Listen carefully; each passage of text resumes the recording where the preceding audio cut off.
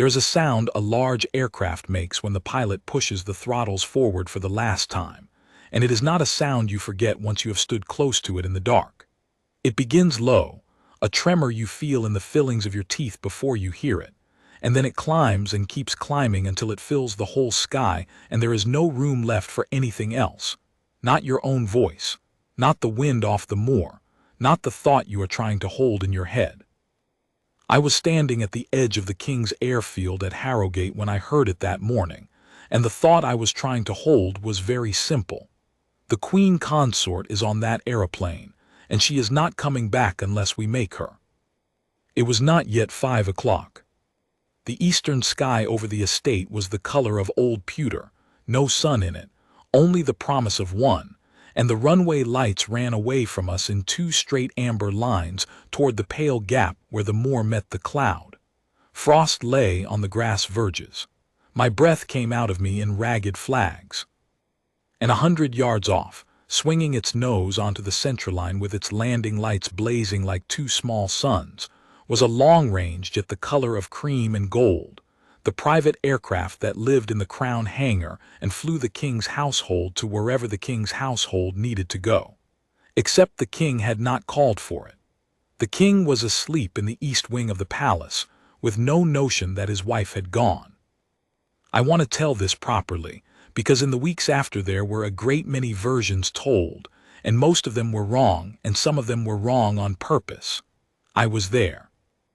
My name is Adair Finn, and at that time I held the rank of sergeant in the Provost detachment of the Household Guard, which is to say I was one of the small number of guardsmen sworn not merely to stand and to march and to look well in a red tunic, but to keep the King's peace inside the King's walls, to carry lawful orders and to make them stick. Most of the household never touches that work in a lifetime. We did.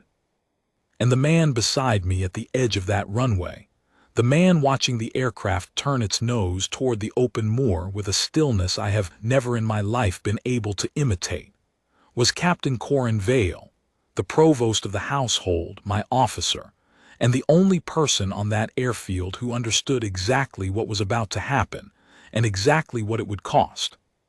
He had a folded paper in his left glove. He had been holding it since we left the palace, and he had not once put it away. "Sir," I said, and my voice cracked on the single word because the engines were spooling and my heart was going like a drum. "Sir, she's rolling." "Not yet," Vale said. He did not raise his voice. He never did. He had the kind of quiet that made other men lean toward him, and he used it the way a surgeon uses a small knife. "Listen to the engines, Sergeant. That's her lining up. She hasn't been cleared to go. She won't go until the tower says the word." "And if the tower says the word?" He looked at me then, just for a second, and in the amber light his face was the face of a man who has already made a hard decision and is only waiting for the world to catch up to it. "Then the tower will be wrong," he said, "and it will be my duty to correct it. Come on." He turned and walked, not ran, walked at that steady, unhurried pace of his that somehow ate the ground faster than another man's sprint, toward the low glass box of the control tower at the northern edge of the field, and I went after him. And behind us the 2 Land Rovers of the Provost detail rolled slowly onto the apron with their blue lamps turning but silent, and above it all the aircraft sat at the head of the runway with its engines singing, waiting for a word. I should go back. 2 hours is all it takes to tell, and you will not understand the airfield unless you understand the 2 hours, and you will not understand the 2 hours unless you understand the year. So let me be quick about the year, because Captain Vale was quick about everything, and I have tried to learn from him. The year was the year the old queen died. Not the Queen Consort, I mean Queen Isolde, the King's first wife, who had been Queen of Eldermore in her own right and who had been, by every account I ever heard from those who served her, the finest of women. She was the mother of the Crown Prince, Rowan, and of the Princess Ilara. She was grandmother to 3 small children who lived in the nursery wing and filled it with a noise the old stones had not heard in a generation. Torin, who was 11 and grave as a little judge. Malin, who was 9 and afraid of nothing, and Bram, who was 6 and afraid of the dark and of geese and of very little else. Queen Isolde had loved those children the way the old love the young when they know their own time is short, fiercely and without conditions, and when she knew she was dying she had done a careful and a loving thing. She had gathered the greater part of her personal fortune, not the crown jewels, which belonged to the throne and not to any person but her own. The money her family had brought to the marriage, the estates that were hers before ever she was queen, and the great collection of jewels that had come down her own mother's line, the pieces the household called the Isolde collection. And she had settled all of it into a trust for her grandchildren, to keep them and school them and see them safely into their own lives long after she was gone. She named trustees. She had the papers drawn and sealed by the crown's own lawyers. And then she died in the spring, with the king holding one of her hands and the Princess Adela, the king's sister, a woman as straight as a plumb line, holding the other, and the whole realm went into black, and the flags came down to half their poles, and for a while it seemed that grief was the only business the palace had. The king married again 18 months later. That is not a scandal. Kings have married again since there were kings. Her name was Morwenna, and she came to Harrogate as Queen Consort with 2 grown children of her own from an earlier life, Lord Cassius, smooth and clever and always in the right doorway at the right moment, and Lady Verena, who had her mother's beauty and none of whatever it was her mother had traded away to get what she wanted. And for a time the palace told itself the story it wanted to tell, which was that the king's long winter was over and here was spring again. I will not pretend I saw the truth early. I did not. The men who guard a palace are trained to watch the gates, not the drawing rooms, and the rot that took hold in Harrogate took hold in the drawing rooms first, but Captain Vale saw it.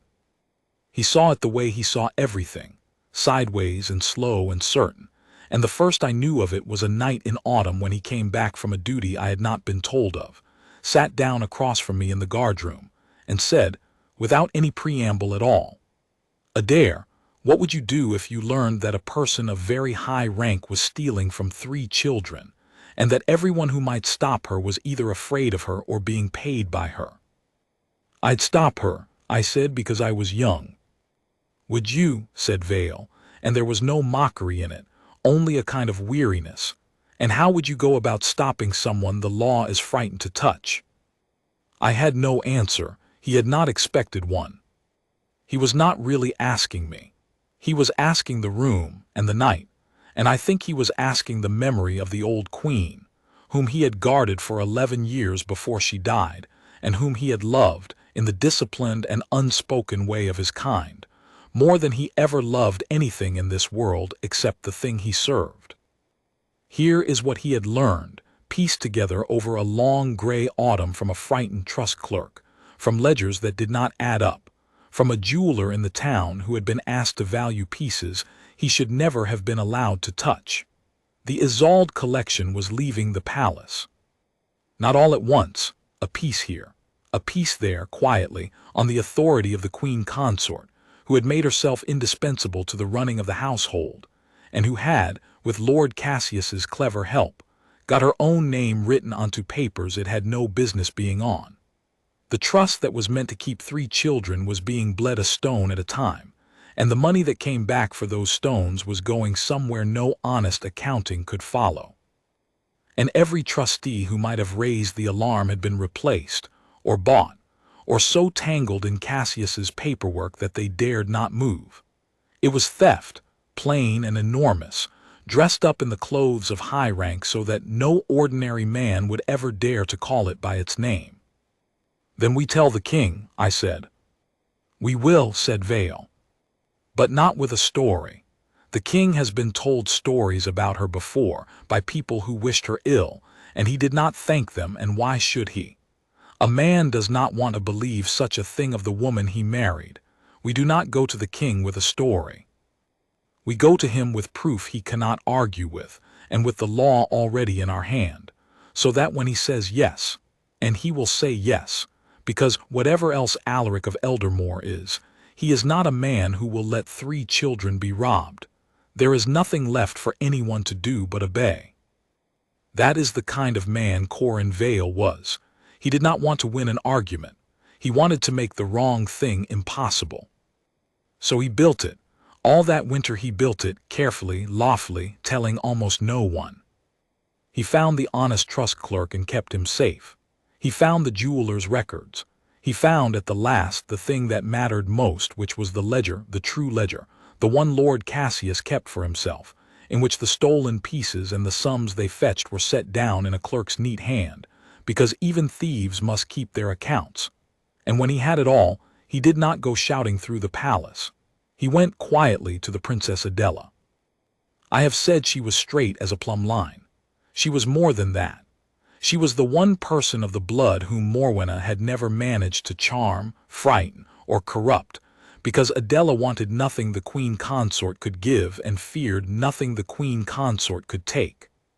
She looked at what Vale had brought her, and she did not weep, and she did not rage. She went to her brother the king, and she laid it before him, and this is the part almost no one knows. She stayed in the room while he read it, hour upon hour in silence, until the candles guttered, and when at last he set the last page down his face had aged 10 years, and his voice, when it came, was the voice of a man passing sentence on his own heart. "Draw the warrant," he said. And so it was drawn. A warrant of restraint and recovery, under the king's own hand and the seal of the crown bench, naming the Queen Consort Morwenna, commanding that she be restrained from departure and answerable to the law, and commanding further that the property of the Isolde trust, the collection, the ledgers, all of it be recovered wherever it was found, and by whatever officer the crown appointed. The officer the crown appointed was Captain Corin Vale. It was his name written under the king's. The paper he carried folded in his left glove across that frozen airfield was the king's own justice, made solid, and it had been meant to be served that very morning at a decent hour, in the palace, with dignity, before the world was awake. But someone had warned her. To this day I do not know who. Cassius, most likely, who had ears in every room and who would have understood, the moment the warrant was sealed, that his own neck was inside the same noose as his mother's. Whoever it was, the warning reached the Queen Consort's apartments a little after 3 in the morning, and she did not waste the hours she had. She woke no servant she could not trust. She dressed. She had the collection, what remained of it, and the true ledger which she meant to burn once she was safe, packed into 2 cases that never left her own hands. She telephoned the airfield in the king's name and ordered the long-range jet made ready to fly her abroad before dawn, to a country that had no treaty with Eldermore and no love for it, a place from which no warrant in the world could ever call her back.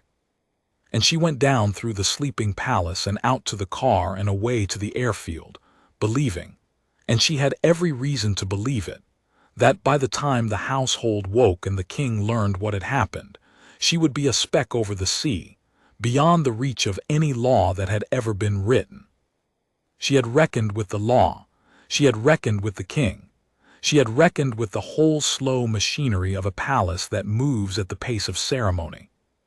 She had not reckoned with one man who did not sleep, and who, the instant a night porter's whisper reached him that the crown jet had been called for, and a veiled woman had gone out to the field alone before dawn, understood the entire thing in a single breath, and was moving before the porter had finished speaking. That is how Captain Corin Vale and I came to be standing at the edge of the king's airfield at 5 o'clock on a frozen morning, watching a cream and gold aircraft swing its nose toward the open moor, with the king's justice folded in one glove and no time left at all. The tower was a small building, glass above and brick below, with a metal stair running up its outside to a door at the top.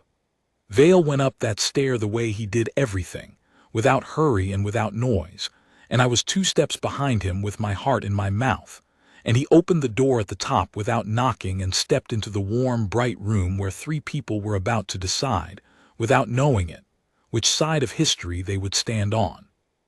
There were indeed 3. A young controller at the main desk, headset on, a mug of tea going cold at his elbow. His name was Wick, I learned later, and he was perhaps 23 and had been on the night watch alone until an hour ago. Behind him, standing, was the airfield's duty manager, a heavy gray man named Orsley who had run the King's Field for 30 years and had, in all that time, never once been given an order he did not understand. And by the far window, where the whole runway lay spread out below like a lit diagram, stood a man in a good dark coat whom I did not know, holding a telephone against his ear and watching the aircraft with the fixed and hungry attention of a man guarding an investment. That was Lord Cassius's man. I did not know it yet. Vale did. "Good morning," said Vale, into the sudden silence his arrival made. "Mr. Orsley, I am Captain Vale, Provost of the household. That aircraft on your runway is not to depart. I am withdrawing its clearance on lawful authority as of this moment. Please instruct your controller accordingly." Orsley turned from the window slowly, and his face went through the several expressions of a careful man being asked to do a frightening thing. "Captain," he said, "with respect, that aircraft is carrying the Queen Consort. Her own household telephoned the order through in the King's name not 2 hours ago. The flight plan is filed, the crew are aboard, the tower has cleared her to the hold and she is lined up for departure. I cannot simply—" "You can," said Vale, "and you will, and I will tell you why, and then you will do it, because when this morning is written down, and it will be written down, Mr. Orsley, every minute of it, you will want your name on the right line." He drew the folded paper from his glove, and he opened it, and he laid it flat on the desk beside young Wick's cold tea, and he smoothed it once with 2 fingers. "This is a warrant of restraint and recovery. It is under the hand of the King and the seal of the Crown Bench. It names the Queen Consort Morwenna. It commands that she be restrained from departure and held answerable to the law, and it commands the recovery of certain property she is carrying, which is not hers. I am the officer named in it to execute it. An aircraft may not lawfully depart the realm carrying a person under this warrant and property under this warrant. Therefore its clearance is void. Not by my wish, Mr. Orsley, by the law. I am only the man standing in the room to say so." Orsley bent over the paper. He read it the way such men read, his lips barely moving, his thick finger tracking under the lines, checking the seal, checking the signature, checking it twice. And I watched 30 years of habit war in his face with one plain thing, which was that everything Vale had said was true and he knew it. "The King's own hand," Orsley said very low. "The King's own hand." "Then in the King's name I'll—" "You will do nothing in the King's name," said the man at the far window, and he took the telephone from his ear and turned, and his voice was smooth and carrying and utterly sure of itself. "Mr. Orsley, I would think very carefully before I touched that clearance. Captain, is it? You have a piece of paper." "I have Her Majesty the Queen Consort on that aircraft, and I have on this telephone at this moment an authority a great deal higher than a provost's warrant, and I am telling you that this flight has the full sanction of the household and that any man who delays it will answer for it personally and to the end of his career. That aircraft leaves on time. Mr. Wick, clear her for departure." And young Wick, God help him, with a warrant on one side of him and a lord's man on the other, and the weight of 30 years of Orsley's silence pressing down on all of it, put his hand to his headset. "Do not touch that switch," said Vale. He did not shout it. I have told you he never shouted. But there are men who can put more into a level sentence than other men can put into a scream, and the boy's hand stopped in the air as though it had struck glass.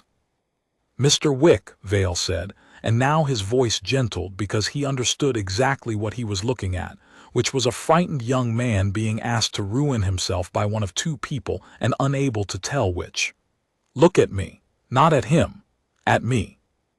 You are 23 years old and you have done nothing wrong, and you are going to keep it that way. In about 1 minute, this room is going to be a great deal simpler than it feels right now. Take your hand off the headset and put it flat on the desk and wait. That is a lawful instruction from a sworn officer, and obeying it is the safest thing you will do all year. Go on." Wick took his hand off the headset. He put it flat on the desk. His face was white and his eyes were huge, and I will tell you truthfully that I have seen decorated men hold up worse under less.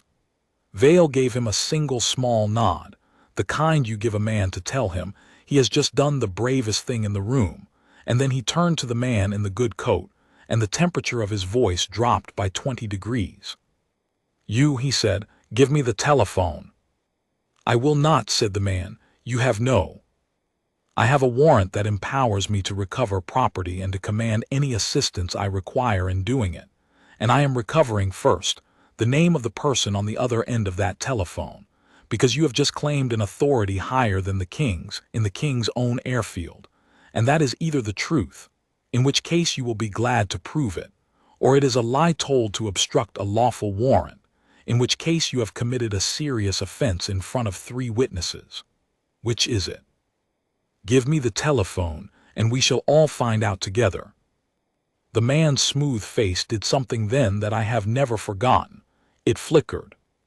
Just for an instant, the whole confident structure of him flickered, the way a candle flickers when a door opens somewhere in the house, and in that flicker I saw the truth of the thing plain, and so did Orsley, and so did the boy Wick, and so did the man himself. There was no authority higher than the king's on that telephone. There was Lord Cassius, sitting somewhere in the dark of the palace, playing for time with a bluff, and the bluff had just been called by the one man in Eldermore who did not bluff back. "Well," said Vale. "The man did not give him the telephone. He did something a great deal stupider." He lunged past Vale for the desk, for the headset, for the clearance switch, one last desperate grab at the machine that might still get the aircraft into the air, and Captain Vale, who had not appeared to move at all, was somehow exactly in the way of him, one gloved hand closing on the man's wrist and the whole lunge folding into nothing, quietly, with no more violence than a man closing a gate. The telephone clattered to the floor. From its small speaker, thin and far away, I heard a voice, a smooth, clever voice, Cassius's voice, say, "Hello, Vane, what's happening? Vane, is it done?" And then into the silence more sharply, "Who is this?" Vale picked the telephone up off the floor with his free hand and held it to his ear, and he said, in the pleasantest voice imaginable, "This is Captain Corin Vale, my lord, Provost of the household. Your man Vane is under restraint for obstructing a crown warrant. Your mother's aircraft is not going to depart, and you and I are going to speak again very soon in a room with better light. Good morning." And he ended the call and set the telephone gently on the desk and let go of the man's wrist, and the man sat down hard in a plastic chair by the wall and did not get up again. "Mr. Orsley," said Vale as though nothing had happened. "The clearance." And Orsley, released, moved at last with all the speed his 30 years had been saving up. "Wick," he said, "aircraft on the runway is not cleared for departure. Instruct her to hold position. Then get me the fire tender and the airfield vehicles onto the runway at the intersections. I want that surface closed, and I want it closed now. And ring the crew direct, the flight deck. Tell the captain his clearance is withdrawn on Crown authority, and he is not to move that aeroplane 1 foot further toward the sky. Go, lad, go." Wick went. His voice, when it came over the frequency, shook on the first word and then steadied, the way a man's voice steadies when he stops thinking about himself and starts thinking about the job. Crown 1, hold position, hold position. Do not depart. Your clearance is withdrawn. Acknowledge." And we all of us in that little glass room turned to the window and looked down the 2 amber lines of the runway at the cream and gold aircraft sitting at the head of it, and we waited to see what a pilot would do when the law and a queen pulled him in opposite directions at once. For a moment the aircraft did nothing. It sat with its engines idling, a low steady rush, its landing lights pouring twin cones onto the frosted tarmac ahead of it, and I thought, we all thought, good, it is over, he has heard, he will taxi back. And then the engines changed their note. It is the sound I began this account with. It began low and it climbed, that tremor in the teeth becoming a growl becoming a roar, and the whole aircraft seemed to gather itself and lean forward against its own brakes, and I understood, with a cold falling feeling in my stomach, that the pilot had not obeyed. Someone in that cabin had told him to go, and go now, and never mind the tower, and he had pushed the throttles forward, and he was going to take off from a closed runway with a crown warrant chasing him down the tarmac. "He's rolling," said Orsley, and for the first time his voice had fear in it. "God help us, he's rolling." The aircraft began to move. Slowly at first, terribly slowly, the way something enormous always begins, and then faster, the amber runway lights beginning to flick past its windows, the roar of the engines swelling until the glass of the tower hummed with it, and the cold tea trembled in its mug. Down at the first intersection, the fire tender was grinding out onto the runway, its red lights whirling, a great slow beetle of a machine, and behind it one of the airfield's yellow trucks. But they were far down the field, half a mile at least from the accelerating jet, too far to be a wall, close enough only to be a horror, because now there was a real and rising chance that the thing would end not in a warrant served, but in fire and wreckage and dead men on a frozen morning. And every soul in that tower knew it in the same instant. And Captain Vale, I looked at him, because in a moment like that you look for the person who is not afraid, the way a drowning man looks for the shore.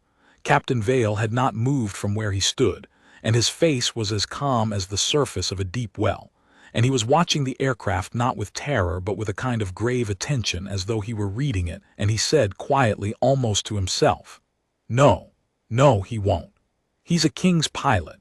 He'll do the sum." "What sum?" I said. My voice came out thin. "The only sum there is," said Vale, and he did not take his eyes off the aircraft. "She's told him to go.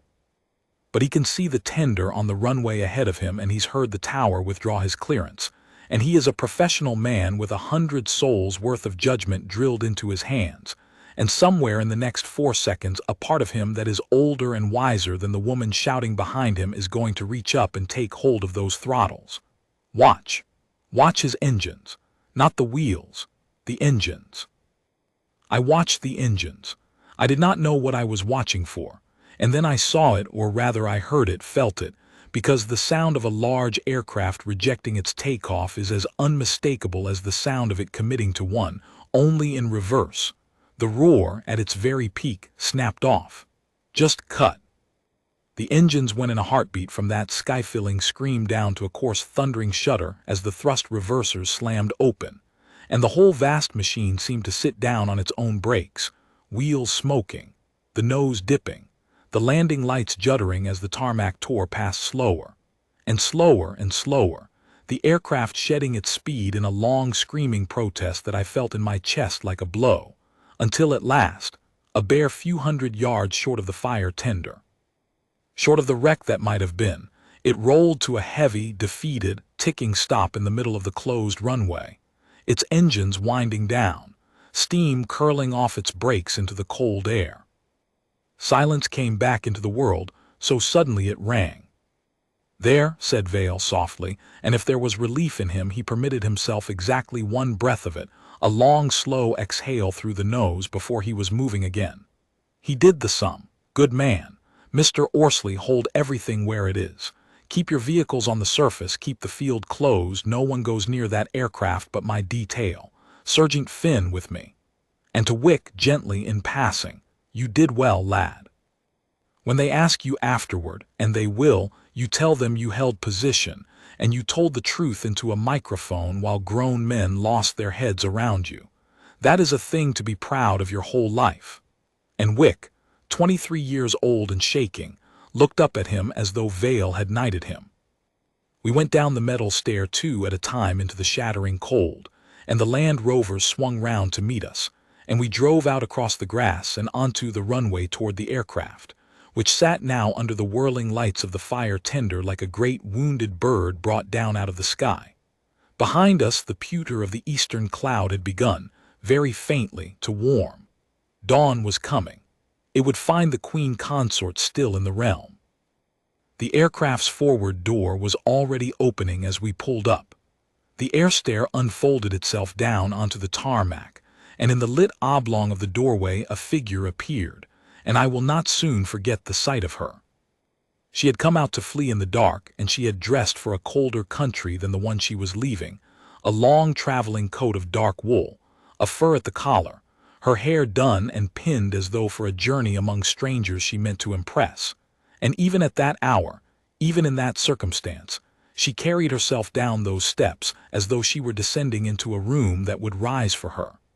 That was Morwenna's great gift and her great ruin, both. She had never in her life walked into a room that did not rise, and she could not believe, even now, even here, that the world had finally arranged itself into a shape that would not. She had a case in each hand. She would not let a soul touch them. I noticed that first, before anything else, that a queen who had crew and men to carry everything for her was coming down an air stair in the freezing dark, gripping two heavy cases in her own gloved fists. And I understood, the way you understand a thing in your gut before your head catches up, that whatever was in those cases was the whole of what this morning was about.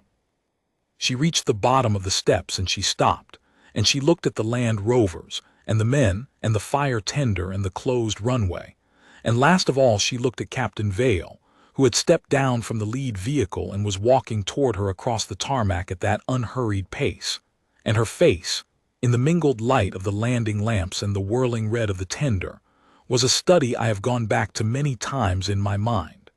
There was fury in it. There was calculation in it already, the machine behind her eyes already turning over, already reaching for the next lever to pull, the next room to make rise. But underneath all of it, for just a moment before she buried it, there was the thing I had seen flicker across the face of Cassius's man in the tower. There was fear. Not fear of prison. I do not think she yet believed in prison, but the older, deeper fear of a person who has just felt, for the first time in a very long time, the floor of the world stop tilting in their favor. Then she buried it and lifted her chin and became a queen again.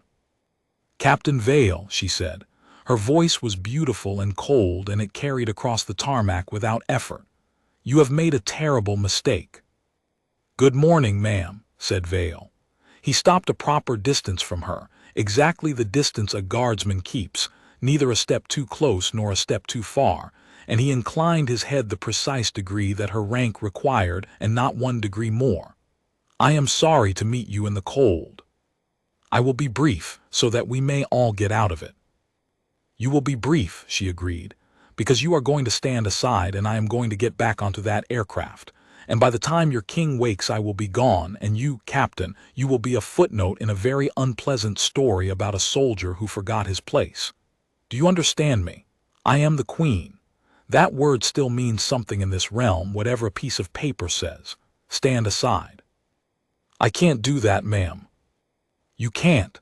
She said it the way one repeats a word in a foreign language, as if the sound of it were absurd. "Do you know what I am? Do you know what I can do to you?" "I know exactly what you are, ma'am," said Vale, and there was no insolence in it which somehow made it worse for her. It was only fact, laid down flat and level like the warrant on the desk. "You are the Queen Consort of Eldermore, and this morning you are also a person named in a warrant of the crown, and those two things are standing in the same coat, and I am sorry for it, but the second one is the one I am here about. I have no quarrel with the crown, ma'am. I have served it all my life, and I will serve it till I die. But the crown is not the same thing as the person wearing it, and a warrant of the crown does not bow to the crown you are wearing. It cannot. If it did, it would be worth nothing, and then no one in this realm would be safe from anyone strong enough to wear a crown of their own. You know this. You have used it against 3 children who could not fight back. Now it is being used properly against you. Stand where you are, please." I watched the words land on her, and I watched her decide, very fast, that reason was not the lever that would move this man, and reach for another. "How much?" she said. "Ma'am." "Do not be tiresome, Captain. You are a soldier of the household. I have seen the pay of a soldier of the household. Whatever your king is giving you to stand on this runway and shame yourself, I will give you 30 years of it in gold, in a bank your king has never heard of, before this aircraft's engines are cold. And I will give the same to your sergeant there, and to every man in those trucks, and none of you will ever stand in the cold again for anyone. There is more wealth in the case in my left hand than your whole regiment will earn in a lifetime. Name your number. Everyone has a number, even you. And Captain Vale did a thing then that I have told and retold, because it was so unlike what she expected that, for a moment, she simply could not comprehend it. He smiled, not cruelly, a small, tired, almost kind smile, the smile of a man who has just been offered a thing so far beside the point that it is nearly funny. "No, ma'am," he said. "Not everyone has a number.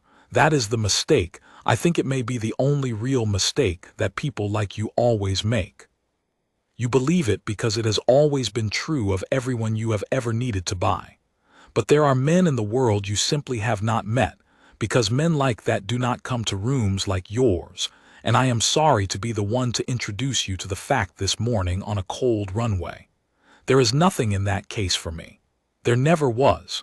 Put it down." "Then you are a fool," she said, and the beauty went out of her voice and something uglier came into it.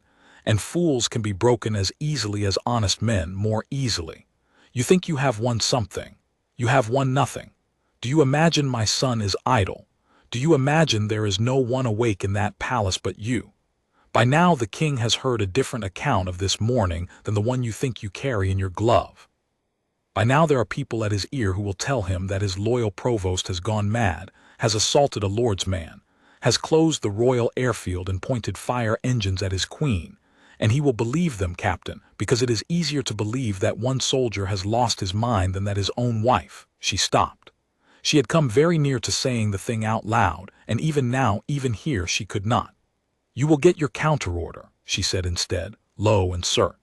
"You will get it within the hour. And when it comes, you will have to choose, and you will not have the nerve. Stand aside now, and I will forget your name. Wait for the order, and I will make sure it is the last thing your career ever hears." And here is the terrible part, the part that made it a real morning and not a story where the good man simply walks through walls. She was not entirely bluffing. Because at that exact moment, I swear the timing of it, though no one believed me afterward, one of the Land Rover's radios crackled, and a voice came through, an equerry's voice, taut and official from the palace. "Provost detail, this is the private office. Stand by for instruction from the household. Captain Vale is to suspend all action at the airfield and return to the palace immediately pending clarification. Acknowledge. Repeat, suspend all action and return immediately. Acknowledge." The cold on that runway got a great deal colder. I saw the Queen Consort's chin come up. I saw the beginning of triumph in her, the floor of the world tilting back her way, and I saw the men in the trucks turn their heads toward Vale, waiting to see what he would do, because an order from the private office is not a thing a guardsman treats lightly. It is very near the voice of the king himself. For one long moment the whole morning hung on the point of a pin, and I understood that this was the true test, not the aircraft, not the bribe, this. A voice with the palace's authority behind it telling a sworn officer to stop, and a warrant in his glove telling him to go on, and no way on earth to be certain, in that gray half-light, which of them was the real will of the king, and which was the clever work of a frightened lord. Vale did not reach for the radio. He stood quite still and he looked at the Queen Consort and she looked back at him, and I watched him read her the way he had read the aircraft, sideways, slow, certain, and I watched him find, in the small hungry gleam of triumph she could not quite keep out of her face, the answer to the question the radio had asked. "Sergeant Finn," he said without turning round, "answer the private office. Tell them Captain Vale acknowledges the instruction and requests, before complying, that it be confirmed by the duty officer of the Crown Bench under the warrant's own protocol, voice, and code word, as the warrant provides. Tell them the Provost will suspend the instant that confirmation is received, and not one instant before, because the warrant I am executing was issued under a protocol that cannot be cancelled except through the same protocol, and I am bound by law to honor it. Tell them exactly that, word for word. I keyed the radio and I told them, word for word, my voice not half so steady as young Wick's had been. There was a silence on the other end. It went on too long. It went on exactly as long as it takes a clever man who has seized a telephone in the private office to realize that the one road he cannot forge his way down is the one the honest men built precisely, so that it could not be forged. And then the radio went dead, and did not speak again, and I looked up, and the small gleam of triumph in the Queen Consort's face was gone as though a hand had wiped it away. "There is a protocol," said Vale to her, quietly, almost gently, as one explains a thing to a child who has hurt itself running where it was told not to run. "The king foresaw this. Not you in particular, ma'am. He is too good a man to have foreseen you in particular. But he foresaw that a warrant against someone powerful would draw exactly this, a voice from a high room at the last moment telling the officer to stand down. So he built the warrant so that it can only be recalled the way it was made, by the crown bench, by voice, with a word only the bench and I possess. Your son does not have that word. He cannot get it. Whatever he has just tried to do through that equerry, it died the moment I asked for the confirmation, because there is no confirmation to give. The order to stop was false, ma'am, and now everyone who heard it knows the order to stop was false, which means everyone who heard it now knows a great deal about who has been giving orders in the king's name that were never the king's." He paused. "You should not have let me hear you smile." For a while after that nobody said anything, and the only sounds on the whole airfield were the tick of cooling metal from the aircraft, and the low idling grumble of the fire tender, and the wind coming flat off the moor. The light was growing. I could see faces now that had been shapes a quarter of an hour before, and one of the faces I could see was the Queen Consort's, and it had stopped performing. That more than the failed order or the grounded plane was the thing that told me the tide had truly turned. She had stopped arranging her face for an audience, because she had understood at last that there was no audience here she could work, only witnesses she could not. But she was not finished, because people like her are never finished until the very last door is shut, and there was one door left, and I heard it coming before I saw it. A car. A fast car driven hard, its tires shrieking on the estate road and then on the apron, headlights swinging across us as it slewed to a stop a little way off, and out of it came Lord Cassius himself, coatless, his fine shirt open at the throat, his cleverness for once outrun by his fear. He had understood, sitting in the dark of the palace with a dead telephone in his hand, that a bluff by wire had failed, and he had done the only thing left to a man of his sort, which was to come in person and try to be, by his own presence, the higher authority he had failed to invent down a phone line. "Captain Vale," he said, striding toward us across the tarmac, and his voice had the smooth carry of his mother's but pitched a half step too high, the way a man's voice goes when he is frightened and forbidding himself to show it. "You will stop this at once. Do you hear me? At once. Whatever you think you are doing it to the Queen Consort of Eldermore on the strength of a document you do not understand, and I am here to tell you that you have been deceived. That warrant is defective. There is a deed of gift, in the late Queen Isolde's own hand, which conveyed the collection to my mother absolutely, before her death, as a token of the friendship between them. Everything in those cases is my mother's lawful property, freely given, and your warrant, which speaks of theft, is founded on a lie, and every hour you detain her upon it you dig your own grave the deeper. I have the deed. It is at the palace. Stand down and let her go, and I will consider not ending you for what you have done here this morning." I confess my stomach dropped when he said it. A deed of gift. It sounded so plausible, so exactly the kind of thing that might exist, that for a moment the whole certainty of the morning wobbled under me, and I looked at Vale to see if it had wobbled under him. It had not. He looked at Lord Cassius with the mild, patient, almost regretful attention of a schoolmaster watching a clever boy tell a lie he has heard other boys tell before. And when Cassius had finished, Vale let a small silence go by, the way he did, so that the words hung in the cold and everyone had a moment to hear how thin they were. "A deed of gift," Vale said, "in the late Queen's own hand, conveying the whole collection to your mother." "Absolutely." He nodded slowly, as if considering it. "That is a very good idea, my lord. It is, in fact, the only defense in the world that might have worked if it existed, because a gift freely given is no theft, and a court would have to weigh it. It is such a good idea that I am almost sorry you have only thought of it this morning, on this runway, with the aircraft already grounded and your man already under restraint, instead of a year ago when it might have been built properly. Because that is the trouble with a deed invented in a hurry, my lord. It has to answer questions. When was it signed? Before which witnesses?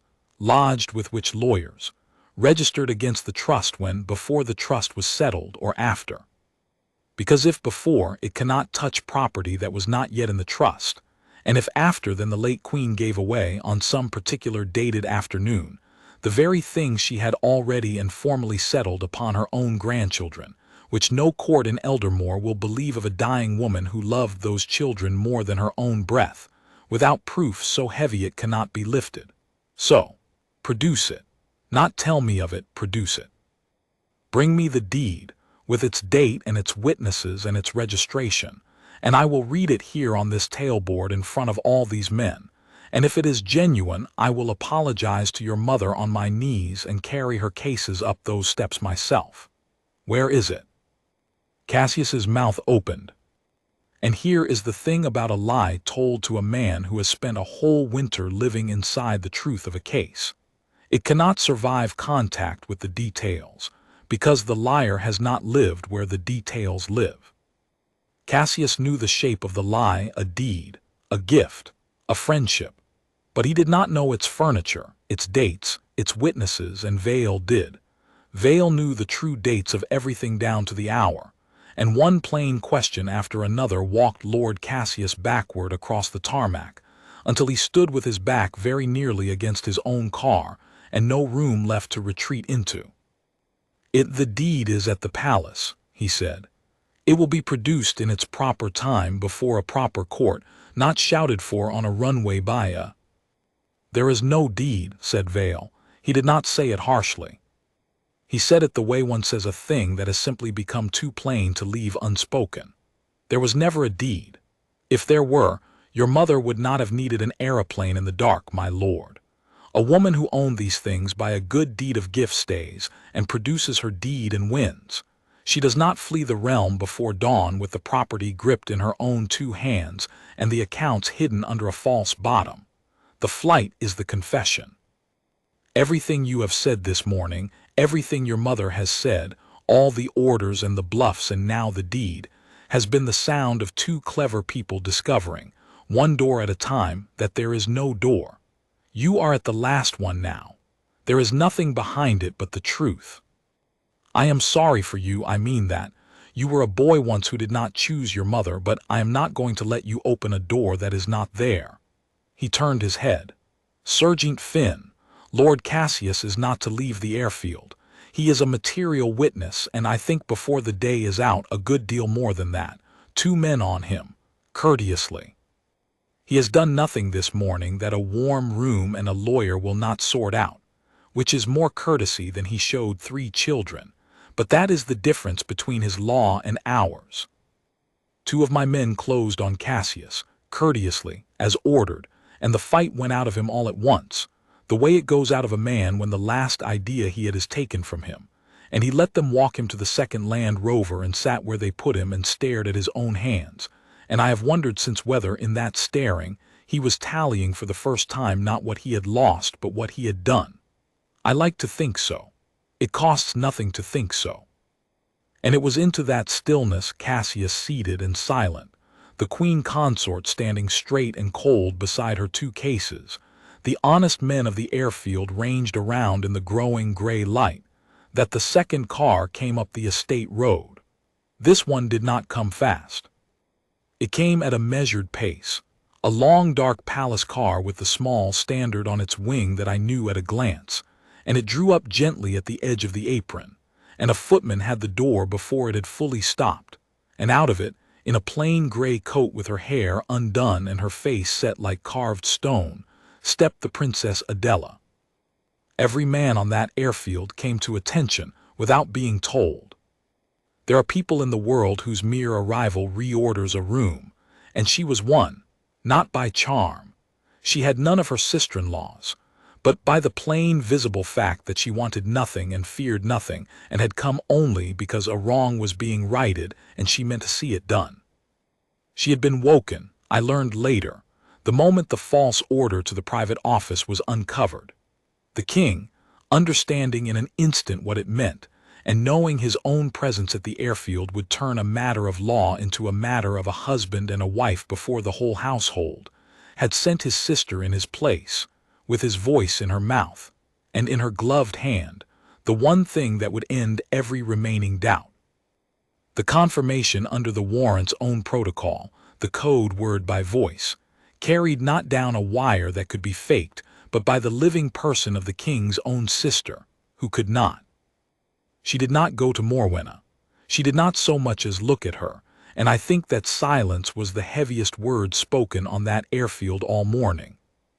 She went to Captain Vale, and Vale saluted her, and she returned it with a grave inclination of her head, and she said, in a voice that carried to every one of us and that I have never forgotten, "Captain, my brother sends you this by my mouth, so that no man here can ever say the king's will was uncertain."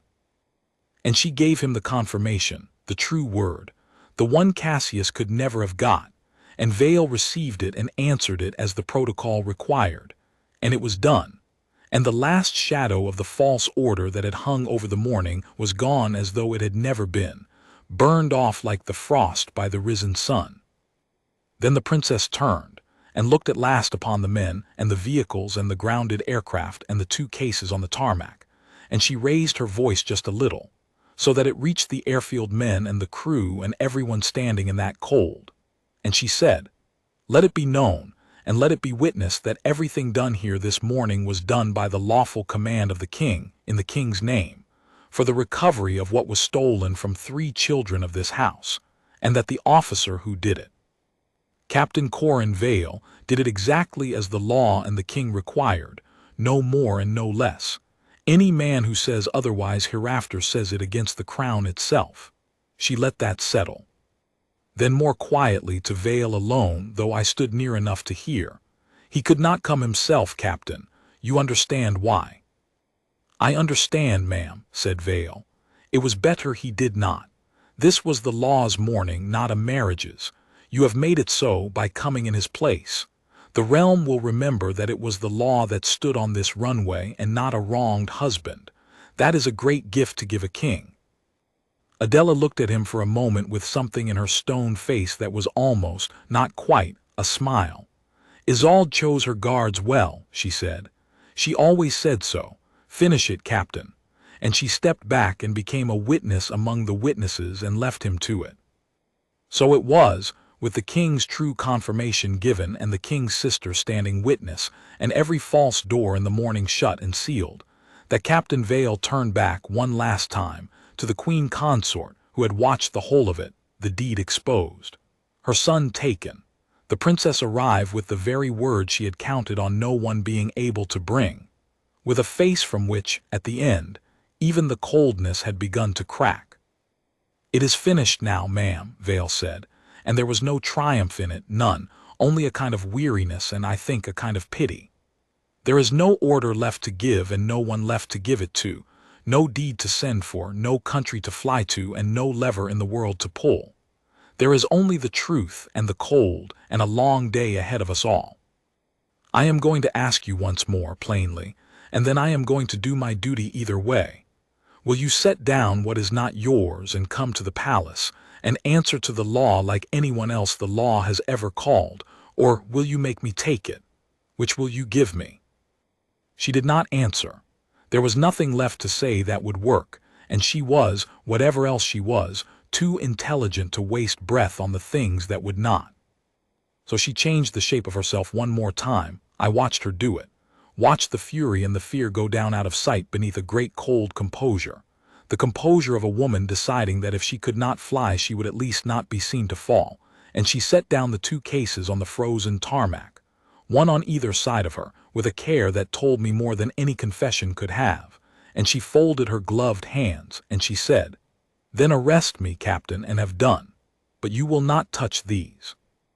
They are mine." "No, ma'am," said Vale. "They are not, and that is the other half of my mourning. The warrant commands the recovery of certain property, and I am obliged to satisfy myself that the property is here before this aircraft goes anywhere, and I am afraid that means the cases must be opened and witnessed and recorded now in the presence of my detail so that no one can ever say afterward that anything was taken or added or changed. It is not a discourtesy to you. It is a courtesy to the truth. Sergeant Finn, the recorder, please. And ask Mr. Orsley to send down 2 of his own people as independent witnesses. This is to be done in the light and in front of everyone, and nothing about it is to be done quietly." That is how it came to be that, as the first true light of the morning broke gray and cold over the King's airfield, on the closed runway, under the whirling red of the fire tender and the eyes of a dozen honest men, the 2 cases were opened on the lowered tailboard of a Land Rover, while a sergeant read aloud each thing that came out of them for the recorder. And I was that sergeant, and I will remember the reading of that list until I die. Because it was the old Queen's whole love, laid out on a truck in the cold. The Isolde collection, what remained of it, what the Queen Consort had not yet managed to turn to money, came out of the first case wrapped in soft gray cloths, piece by piece, and even a plain man like me, who knows nothing of jewels, could see that these were not baubles but a life. A river of diamonds that the recorder's notes named as the necklace worn by 3 queens of Eldermore before Isolde. A brooch shaped like a briar rose with a single deep stone at its heart. A small plain circlet, worth less in money than half the rest and worth more than all of it together, which had been, I learned later, the first thing Isolde's own mother ever gave her, and which she had meant her granddaughter Malin to wear one day. One by one, I lifted them into the light and named them and set them on the gray cloth, and one by one, the honest men around that tailboard went quiet, because there is a kind of theft that is only numbers until you see it, and then it is not numbers at all. It is a dead woman's hands reaching out of the ground toward 3 children, and a living woman's hands taking it all away in the dark. And in the second case, beneath a false bottom that Vale's fingers found in about 4 seconds because he had known it would be there, was the ledger. I have said the ledger was the thing that mattered most, and it was. The jewels could be argued over. She might have claimed a gift, a loan, a muddle, 100 lies that would take a court a year to unpick. But the ledger was Cassius's own hand keeping Cassius's own accounts, the stolen pieces down one column and the sums they had fetched down the other, and the destinations of the money down a third, and it could not be argued with any more than a photograph can be argued with. Vale did not open it there. He held it up closed for the recorder and the witnesses to see and to note its binding and its seals and its number of pages. And then he wrapped it and sealed it himself with his own signet into an evidence bag, and only then did I see, in his face, something that was not calm. A flicker of the 11 years he had spent standing at Isolde's door, a flicker of a grief he had held so long and so still that I think he had half forgotten it was there. "That's the whole of it, sir," I said when the last piece was named. "It's all here." "It's all here," said Vale. He looked at the collection glittering on the gray cloth in the growing light, and then he looked at the Queen Consort, who had watched the whole reading without a word, standing straight-backed and terrible on the tarmac with the wind pulling at the fur of her collar. "Do you know what she meant these for, ma'am?" he asked her, and it was the only time all morning that anything like feeling came into his voice. "The old Queen. Do you know what she was doing when she settled these on those 3 children? She was making sure that, when she was gone, they would never have to depend on the kindness of whoever came after her. She was making them free.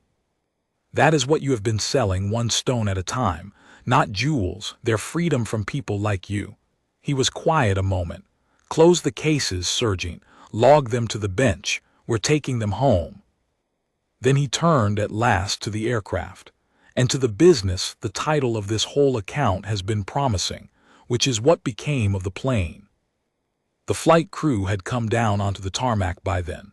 The captain, a lean gray-haired man with a face gone the color of ash, and his first officer behind him, and both of them stood a little apart with the particular misery of professional men who have been made, against every instinct they own, to point a fine machine at a closed runway and a fire tender because a passenger of enormous rank had told them to. Vale walked over to them, and I braced for the reckoning, because they had, after all, begun a takeoff roll they had been ordered to abandon. But Vale did not reckon with them. He put out his hand, and the gray-haired captain, after a startled second, took it. "You rejected that takeoff," Vale said. "You had a queen behind you screaming at you to go and a runway ahead of you closing and about 2 seconds to choose, and you chose the reversers. I watched you do it from the tower. That was the finest piece of judgment I have seen in 20 years of service, and I have seen some. You had every excuse to kill us all this morning and obey your rank instead of your training, and you did not take it. Whatever else is said today, that will be in my report in letters a foot high." The gray-haired captain's chin trembled just slightly, and he said nothing, because there was nothing to say to that, and Vale let go of his hand and became businesslike again. "Now, your aircraft is impounded as evidence, and it does not fly the realm today or for many days. But it does have one more short journey in it, and I would take it as a kindness if you would fly it under Crown escort, cleared and lawful this time, the few minutes back to the palace apron, so that everything that left the palace in the dark comes back to the palace in the light, and is seen too.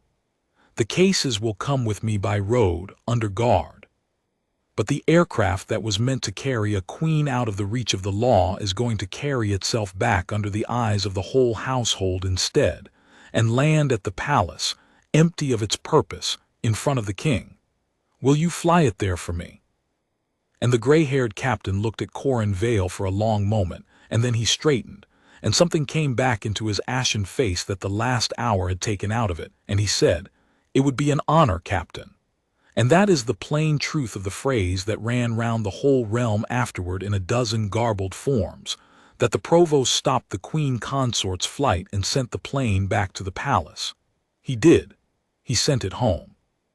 Not as a punishment to the men who flew it, but as a sign, written across the morning sky for anyone with eyes to read, that in Eldermore the law reaches even the aircraft of a queen, and turns it gently and brings it home. The Queen Consort watched them ready the aircraft to taxi back the way it had come. She watched the airstair fold up into the fuselage that was to have carried her to a country beyond all warrants. And for the first time that morning, she said a thing that was not a lie or a threat or an offer, a thing that I think was simply true, dragged up out of her before she could stop it.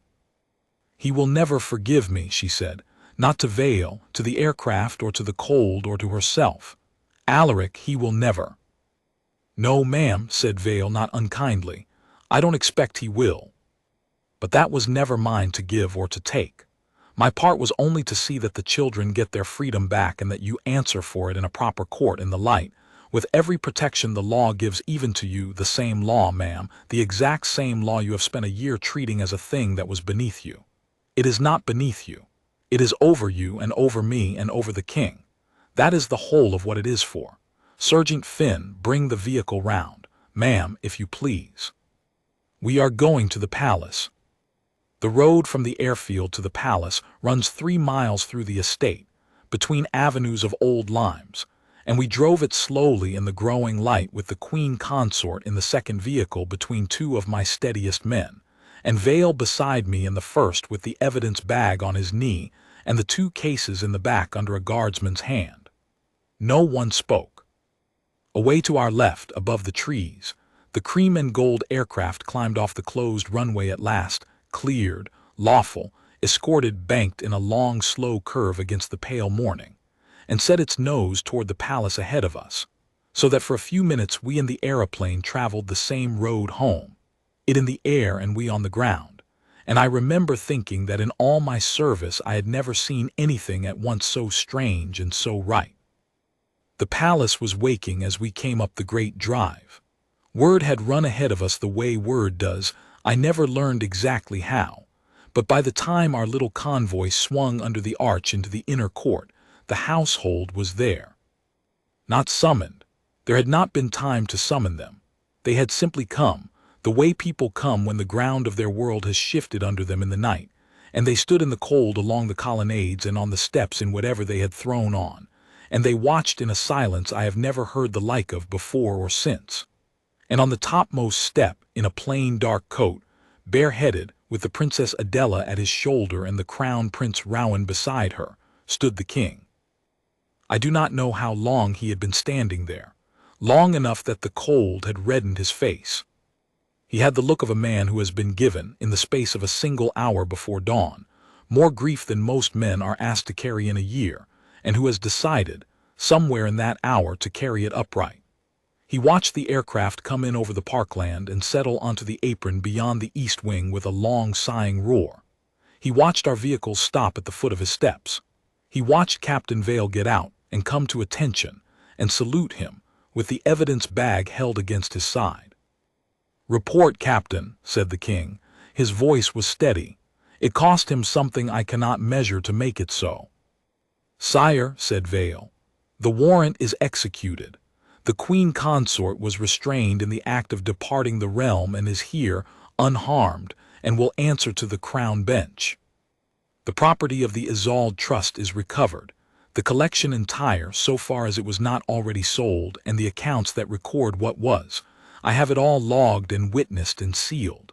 There was an attempt made to recall me by a false order in the household's name. It failed, and I will name in my report the man who made it. No one was hurt, sire. The aircraft is impounded and returned. That is the whole of it."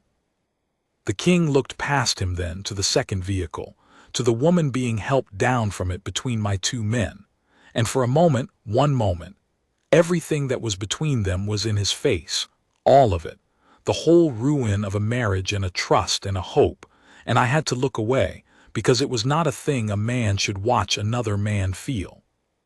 When I looked back, the king had mastered it, and his face had become the face of the office and not the man. "Morwenna," he said.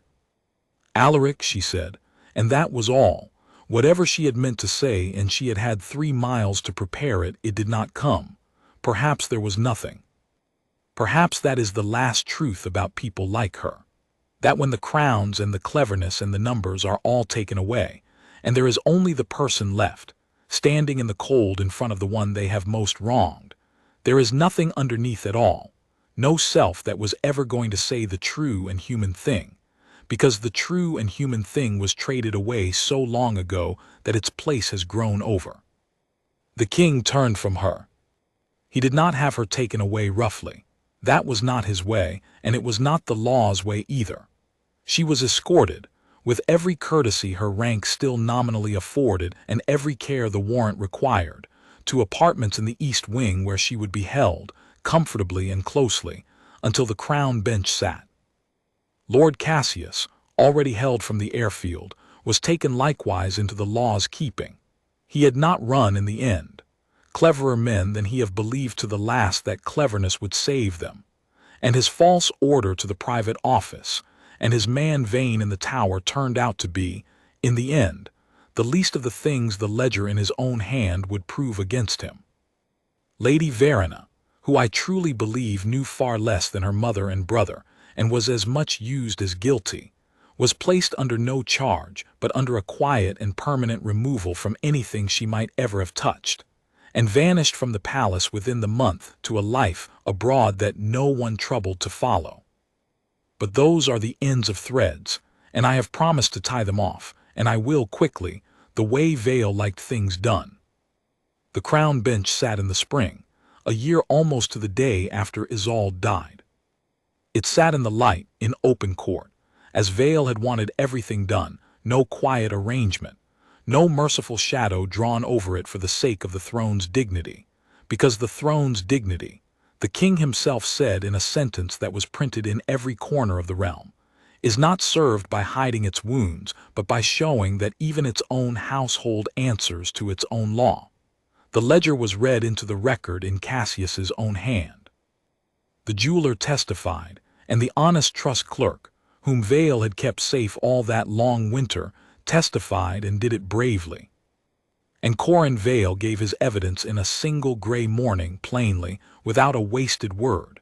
And when the counsel for the defense tried, as such men must, to make him out a soldier who had exceeded his place and pointed fire engines at a queen on a whim, Vale answered him with the one sentence that ended it, the sentence they carved afterward, I am told, over the door of the Provost's own guardroom, where it stands to this day. A warrant of the crown does not bow to the crown a person is wearing, for the day it does, there is no crown left, only crowns, and no law left, only the strong. The verdict was the court's, and the king's, and never for one instant the antagonist's. That is the thing I most want set down. Morwenna did not fall because Vale wished it, nor because the king's heart broke, but because a lawful court weighed a lawful case and found it proven. She was stripped of the style and the standing she had married into and held to account, and the whole of what could be recovered was recovered and restored, every stone and every penny that could be traced, to the trust it had been stolen from, to Torin, and to Malin, and to little Bram, who was 6 and afraid of the dark and of geese, and now of nothing else at all, because the thing that had been reaching for them in the dark had been stopped on a runway before they ever knew it was there. That was the mercy in it. They never had to be afraid. They woke that morning as children, and they went to bed that night as children, and the war fought over their freedom was fought and won by grown men and women before breakfast, and no shadow of it ever fell on the nursery wing. The old queen would have counted that, I think, above the return of every jewel. She had wanted them free and unafraid. They were. As for Captain Corin Vale, he did not become a great man, in the way the world counts great men, though he could have. The king offered him advancement, offered him rooms, offered him, I believe, very nearly anything a man could ask, and Vale asked for one thing only, which was to be returned to his post. And so, a week after the bench rose, on an ordinary gray morning with no aircraft in it and no queen and no warrant, I saw him take up his station again inside the palace where he had stood for years. The same immaculate stillness, the same eyes forward, the same red wool and white gloves and quiet that made you lean toward him.